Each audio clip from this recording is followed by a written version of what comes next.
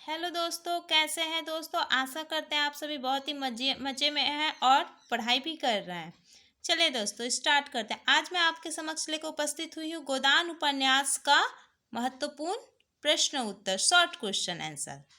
गोदान का प्रकाशन वर्ष क्या है? 1936। गोदान उपन्यास के मुख्य पात्र कौन है? होरी। प्रेमचंद का कौन सा उपन्यास ग्राम्य जीवन और कृषि संस्कृति अर्थात कृषक जीवन का महाकाव्य कहा गया है? गोदान को। होरी का गांव का क्या नाम है? बेलाड़ी। गोदान उपन्यास में कितने अध्याय है? 36। प्रेमचंद का सर्वाधिक प्रसिद्ध उपन्यास का नाम क्या है? गोदान।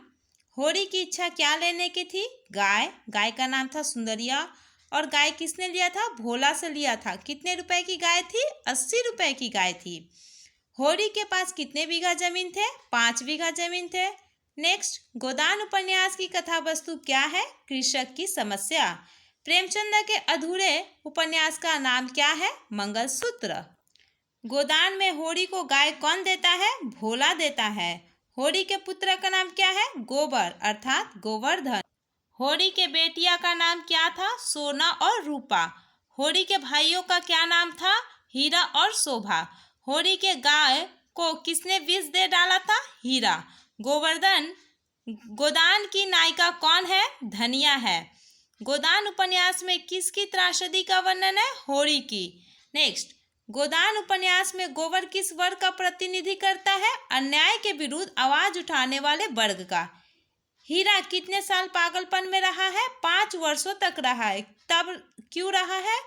क्योंकि उसने अपने बड़े भाई होरी के गाय को विष दे डाला था। गोदान उपन्यास में मालती और मेहता कहाँ रहते थे? लखनऊ में। मजदूरी करना कोई पाप नहीं। किसान बिगड़ जाए तो मजदूर हो जाता है और मजदूर यदि बन जाए तो किसान हो जाता है। यह कथन किस उपन्यास से संबंधित है? गोदान से। गोदान में ग्रामीण जीवन तथा नगरीय जीवन दोनों कथाओं को जोड़ने में सेतु का कार्य किस पात्र ने किया है? राय साहब अमरपाल सिंह। झिंगुरी सिंह प्रेमचंद्र की किस उपन्यास का पात्र है? गोदान।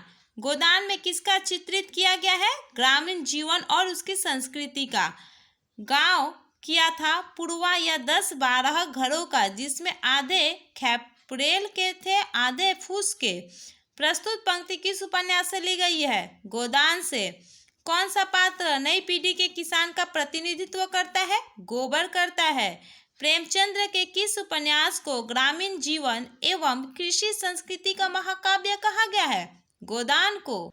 नेक्स्ट, गोदान पाठ के आधार पर बताइए कि होरी ने अपना घर किसके यहाँ गिरवी रखा था? झिंगुरी सिंह के यहाँ पे रखा था। गोदान पाठ के आधार पर बताइए कि होरी के भाइयों का क्या नाम था? शोभा और हीरा। गोदान पाठ के आधार पर बताइए कि झुनिया किसकी बेटी है? भोला की। गोदान पाठ के आधार पर बताइए। नेक्स्ट, गोदान पाठ में हर वर्ष सेमरी गांव में धनुष यज्ञ का उत्सव कौन करते थे? राय साहब। नेक्स्ट, गोदान उपन्यास में किसका चरित्र मुख्यतः प्रेमचंद के विचारों और आदर्शों का प्रतिपादन का माध्यम बन गया है?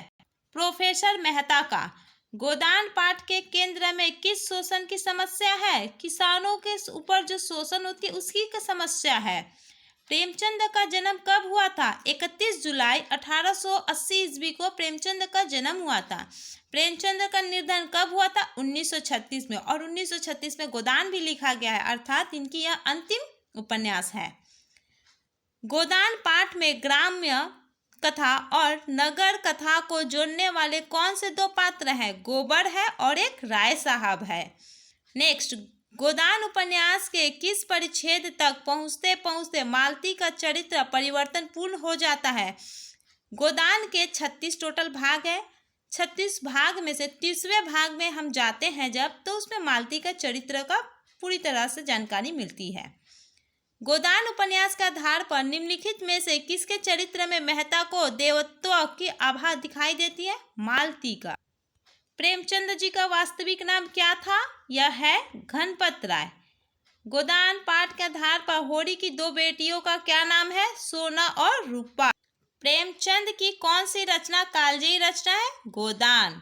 गोदान उपन्यास का बुद्धिजीवी एवं आदर्शवादी चरित्र किसका है? प्रोफेसर मेहता का। क्या खाकर मोटे हुए हो? मोटे तो वह होते हैं जिन्हें ना ऋण की हो न मर्जाद की चिंता। 100 को दुबला करके तब कोई एक मोटा होता है। यह मोटा होना तो बेहयाई है। सुख तो तब है जब सब मोटे हो। यह कथन किस उपन्यास से उद्धृत है? गोदान से है। गाय की कीमत कितनी थी? 80 रुपए। झुनिया किसकी विधवा बेटी थी? भोला की। राय साहब के धनुष यज्ञ में होरी को क्या बनना है? माली। पंडित माता दीन के पुत्र का क्या नाम था? पंडित दाता दीन के पुत्र का क्या नाम था? माता दीन। उपन्यास में शोषण व अन्याय के विरुद्ध भरती हुई नई पीढ़ी के विरोध और असंतोष का प्रतीक है गोबर। मैं ब्राह्मण नहीं चमार ही रहना चाहता हूँ। जो अपना धर्म पाले वही ब्राह्मण है, जो धर्म से मुंह मोड़े वही चमार है। यह कथन किसका है? माता दीन का है। होरी ने रूपा का विवाह कितने रुपए लेकर किया? 200 रुपए। धन्यवाद दोस्तों।